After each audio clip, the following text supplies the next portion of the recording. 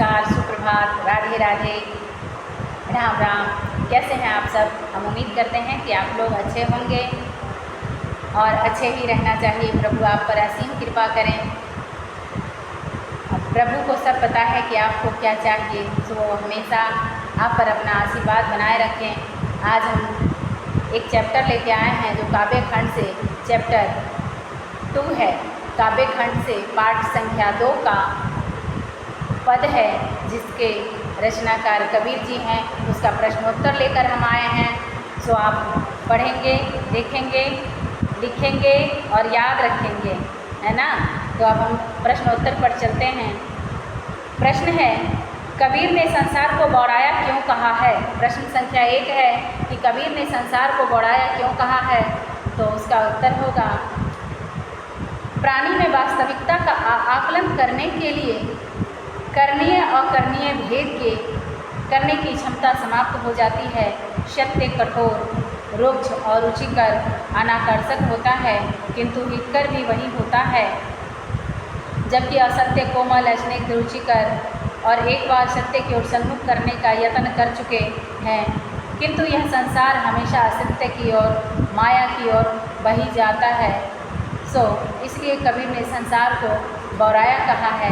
कबीर ने लोगों को सत्य से परिचित कराने का प्रयास किया है, इसीलिए उन कबीर ने संसार को बौड़ाया कहा है।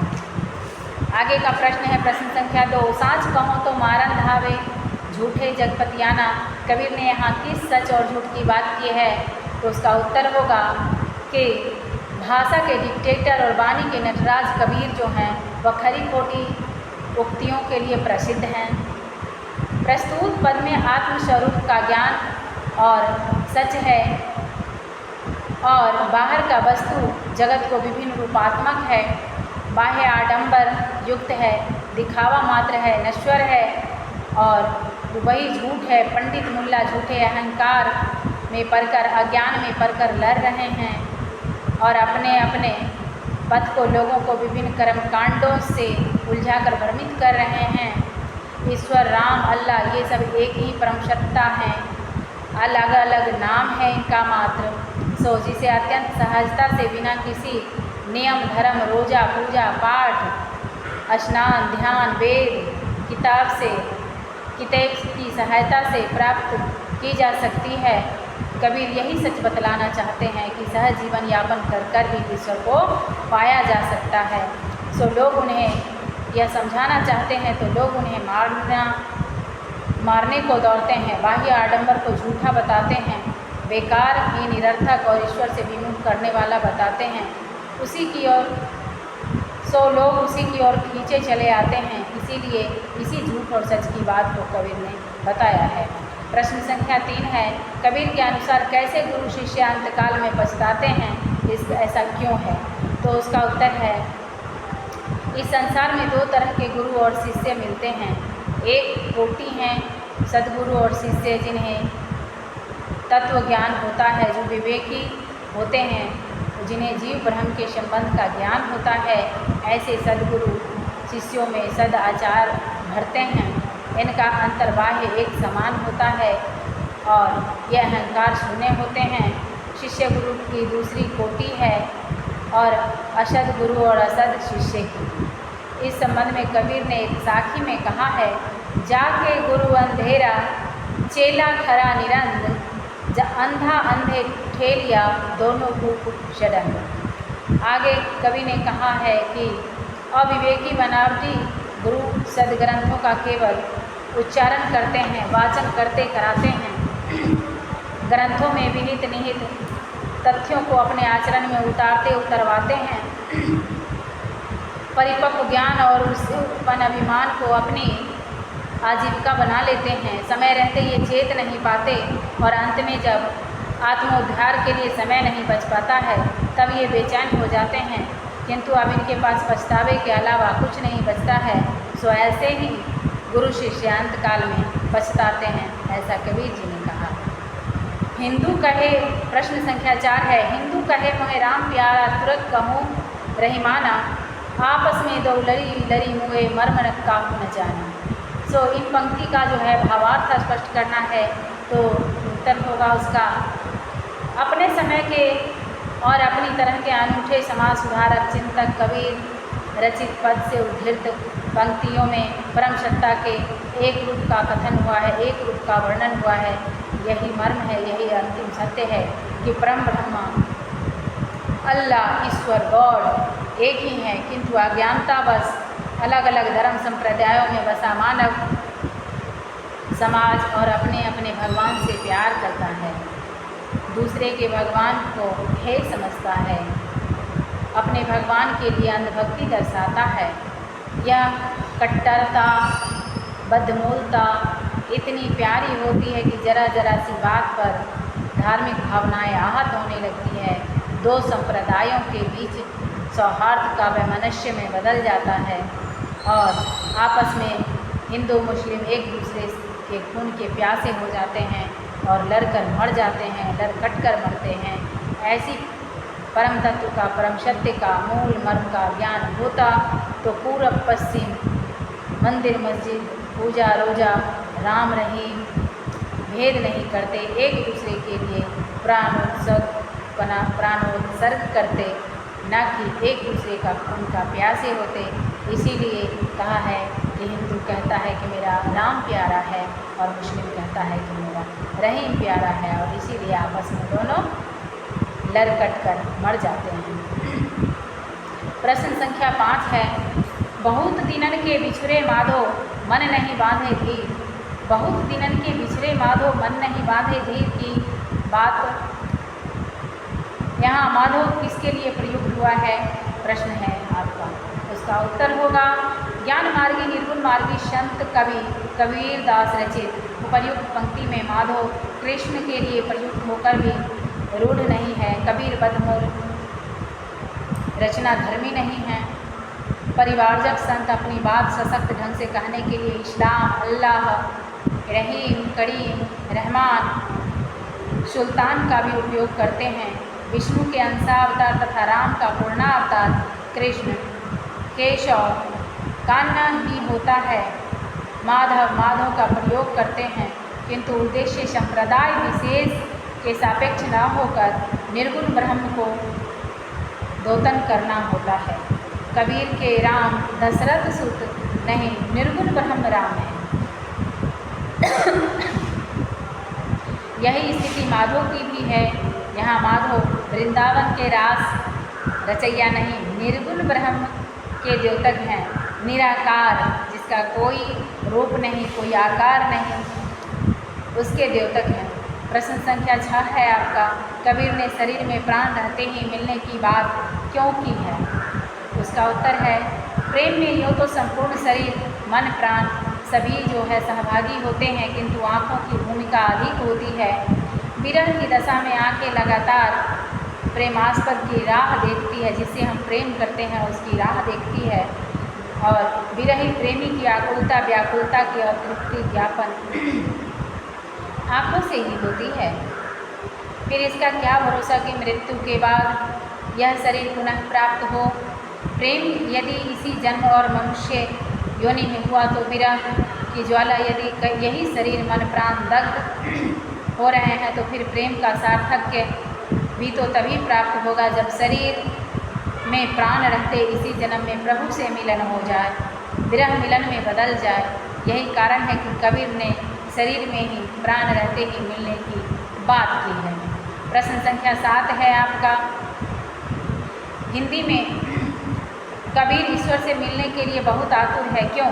उत्तर होगा उसका, हिंदी में रहस्यवाद के सर्वोत्तम प्रस्तोता राम की दुल्हन, राम की बहुरिया कबीरदास जी ने अपने आप को बताया है। ईश्वर के प्रेम में इतने पक गए हैं कि विरह की वेदना उनसे सहन नहीं होती। आँखों में मात्र इच्छा शेष है कि बलिया हो बालम, ईश्वर के दर्शन कब होंगे। और विरह रूपी अग्नि इस शरीर को लगातार जलाए जा रही है। मृत्यु सन्निकट है, अधीरता बढ़ती जा रही है। ईश्वर से मिलन हो जाए, यह जन्म धन्य हो जाए और ईश्वर से तत्कृति हो जाए तो जन्म मरण के चक्र से मुक्ति हो जाए। यही कारण है कि कबीर ईश्वर से मिलन के लिए आतुर हैं। प्रश्न संख्या 8 है, दूसरे पद के आधार पर कबीर की भक्ति भावना का अपने शब्दों में वर्णन करें। उसका वर्णन इस प्रकार होगा, उसका उत्तर इस प्रकार होगा कि पाठ्य पुस्तक में संकलित द्वितीय पद जो है कबीर की भक्ति भावना का प्रक्षेपक है। वस्तुतः कबीर की भक्ति भावना जो है वह एक विशिष्ट नाम दिया गया है, रहस्यवाद। कबीर के भक्ति भावना को रहस्यवाद नाम दिया गया है। यह रहस्यवाद साहित्य की एक स्पष्ट भावधारा है जिसका किसी रहस्य से कोई लेना देना नहीं है। आत्मा परमात्मा को प्रणय, व्यापार, मिलन, विरह और आदि रहस्यवाद का उपजीव्य है। इस रहस्यवाद में कवि स्वयं को स्त्री या पुरुष मानकर ईश्वर, आराध्य या परम ब्रह्म के साथ अपनी विभिन्न क्रिया, व्यापारों और क्षणों को उपलब्धियों का अत्यंत प्रांजल भाव प्रणव वर्णन करते हैं। यहाँ सूफी संत कवि जहाँ आत्मा, पुरुष और परमात्मा को नारी के रूप में चित्रित करते हैं, सूफी संत आत्मा, पुरुष और परमात्मा नारी के रूप में चित्रित करते हैं सूफी संत, वहाँ कबीर संत कवियों ने स्वयं को नारी और प्रिया, प्रेयसी आदि के रूप में प्रस्तुत करते हुए परम ब्रह्मा, ईश्वर, साईं, सद्गुरु, करतार आदि के साथ अपने रवश प्रसंग का, स्नेहिल क्षणों का निष्कलुष प्रांजल वर्णन किया है। उन्होंने कहा है, दुल्हन का बहु मंगलाचार, हम धरि आय हो राजा राम भतार, ये अखियाँ अलसानी पिया हो सेज चलो, नैनन की करी कोठरी, उतरी पलंग बिछाए, पलकन के चिकदारी के, पीऊ को लिया रिझाए, बल्हा आओ हमारे गेहरे, बल्हा आओ हमारे गेहरे, तुम बिन दुखिया दे रे, राम मोरे पिए मैं राम की बहुरिया, हो बलिया कब देखूंगी तो ही। कबीर की भक्ति भाव रहस्यवाद, प्रगल्भ ऐन्द्रिक बिंबों, प्रतीकों से पूर्ण है, किंतु श्रृंगारिक रचनाओं की तरह कामोद्दीपक नहीं है, जुगुप्सक नहीं है। मोरी चुंदरी में लग गयो दाग, लिखकर भी कबीर का रहस्यवाद पुरैन के पत्र पर पानी की तरह है, बूंद की तरह निर्लिप्त, शील गुण संपन्न है। प्रश्न संख्या 9 है आपका, बलिया का प्रयोग संबोधन में हुआ है, इसका अर्थ क्या है? उसका उत्तर है, बलिया का प्रयोग संबोधन में हुआ है। कबीर रचित पद में बलिया संबोधन शब्द आया है जिसका कोशगत अर्थ बलवान है, किंतु हमें स्मरण रखना चाहिए कि कबीर भाषा के डिक्टेटर हैं। बालहा शब्द बलिया का विकृत रूप है जिसका प्रयोग कबीर ने एक अन्य पद में किया है।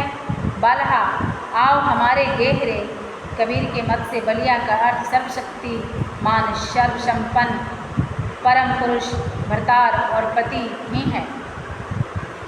प्रश्न संख्या 10 है, प्रथम पद में कबीर ने प्राह्यचार के किन रूपों का जिक्र किया है?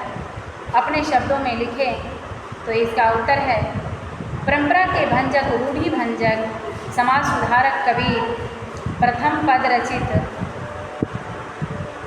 प्रथम पद में इन्होंने हिंदू मुस्लिम दोनों ही संप्रदायों में व्याप्त बाह्य आडंबर पूर्ण ब्रह्मचारों का उल्लेख किया है।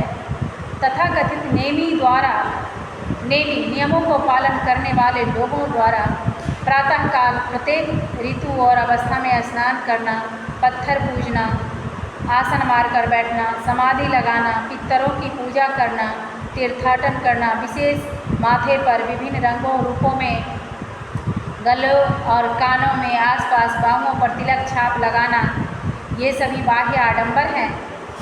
इनका विरोध मुखर स्वरों में कबीर ने किया है। प्रश्न संख्या 11 है आपका, कबीर धर्म उपासना के आडंबर का विरोध करते हुए किसके ध्यान पर जोर देते हैं? तो उत्तर होगा इसका कि लिखा लिखी की है नहीं, देखा देखी की बात। उन्हें कबीर ने ईश्वर के सहज स्वरूप पर ध्यान केंद्रित करने के लिए बात किया है। उनके अनुसार ईश्वर अल्लाह, ब्रह्म, राम, कृष्ण, गॉड बाह्य आडंबर के बीच असंभव हैं, सभी एक हैं। ये सभी नाम में भेद हैं। परम सत्ता, परम तत्व एक ही है, अत्यंत सहज सरल स्वभाव का है। उसे प्राप्त करने के लिए आत्म केंद्रित होना होगा, अपने हृदय को पवित्र करना होगा, ममत्व परमत्व की भावना से ऊपर उठना होगा, आचरण की शुद्धता पर बल देना होगा। आचरण की शुद्धता पर बल देकर सहज ही उपलब्धि संभव है, क्योंकि उन्होंने कहा है कि सरल जीवन यापन कर कर भी ईश्वर को पाया जा सकता है। प्रश्न संख्या 12 है आपका, आपस में लड़ते मरते हिंदू और तुर्क को किस मर्म पर ध्यान देने की सलाह कवि देते हैं? उसका उत्तर होगा, मुगल बादशाह बाबर के ज़माने में हिंदू मुसलमान अपने पूर्वाग्रहों पर दुराग्रहों के कारण लड़ते मरते चले आ रहे हैं। सांप्रदायिक सौहार्द की जगह सांप्रदायिकता का जहर पूरे समाज में फैल गया है। दोनों ही संप्रदायों का तथाकथित पढ़ा लिखा अनपढ़ और तबका ईश्वर की सत्ता अवस्थिति की वस्तु स्थिति से अनवगत है। मूल चेतना मर्म का ज्ञान किसी को नहीं है। वेद, पुराण, हदीस, लगभग सभी धार्मिक ग्रंथों पर ईश्वर के स्वरूप, उसके प्रभाव और सर्वव्यापी सर्वशक्तिमान होने की बात कही गई है। जीव ब्रह्म में द्वैत और द्वैतवाद का संबंध है, यह भी कथित है, किंतु द्विधा और द्वैत भाव की प्रबलता के कारण हम हिंदू मुसलमान लड़ते आ रहे हैं। कबीर ने तो स्पष्ट कहा है, एक चाम एक मल मुदा काको कहिए ब्राह्मण शूद्र। हमें इस मन पर ध्यान देना है कि हम सभी एक ही ईश्वर की संतान हैं। हमारी उत्पत्ति समान रूप से हुई है, पालन समान हवा पानी अनादि से होता है और मृत्यु की प्रक्रिया भी परम सत्ता द्वारा नियत और नियंत्रित है। परोपकार करके हम ईश्वर के सन्निकट होते हैं। पाप करके बाह्योपचार के पचड़े में पड़कर हम ईश्वर से दूर होकर अपना इहलोक का साथ परलोक के कष्टमय कर लेते हैं। सदाचरण निष्काम सेवा ही ईश्वरोपासना का मूल मर्म है। मानवता का निष्काम सेवा से बढ़कर इस अनित्य संसार में कुछ भी नहीं है। प्रश्न संख्या 13 है आपका, सहजे सहज समाना। सहज में सहज शब्द को 2 बार प्रयोग हुआ है, इस प्रयोग के सार्थकता स्पष्ट करें। इसका उत्तर होगा, अपनी उलटवासियों में संध्या भाषा के लिए ख्यात सहज योगी संत कबीर रचित पद में सहज 2 बार प्रयोग हुआ है। इस प्रयोग के द्वारा कवि अलंकार का चमत्कार प्रदर्शित नहीं कर रहे हैं, बल्कि उनका उद्देश्य यह बताना है कि जो प्राणी सहज भाव का स्वभाव का है, निष्कलुष है, निष्पाप है, उसी के हृदय में ईश्वर जो स्वयं निष्पाप हैं निवास करते हैं। जो प्राणी छल प्रपंची कुबुद्धि युक्त प्राणी, जिसके आचरण में एक रूपता का अभाव है, उसे बाह्य उपलब्धि हो सके यह असंभव है। जैसे सरल मदहीन चींटी को शक्कर प्राप्त होता है, उसी तरह अहंकारहीन प्राणी को भी सहज स्वरूप वाले ईश्वर की प्राप्ति होती है। कबीर ने 14 नंबर प्रश्न है आपका, कबीर ने मर्म किसे कहा है? उत्तर होगा उसका, कबीर ने ईश्वर संबंधी मूल अवधारणा को मर्म कहा है। ईश्वर क्या है और जीवों से क्या अपेक्षा करता है, इसका ज्ञान कबीर की दृष्टि में मर्म है। धन्यवाद। आप लोग पढ़िए, अध्ययन कीजिए, मनन कीजिए। बहुत बहुत धन्यवाद।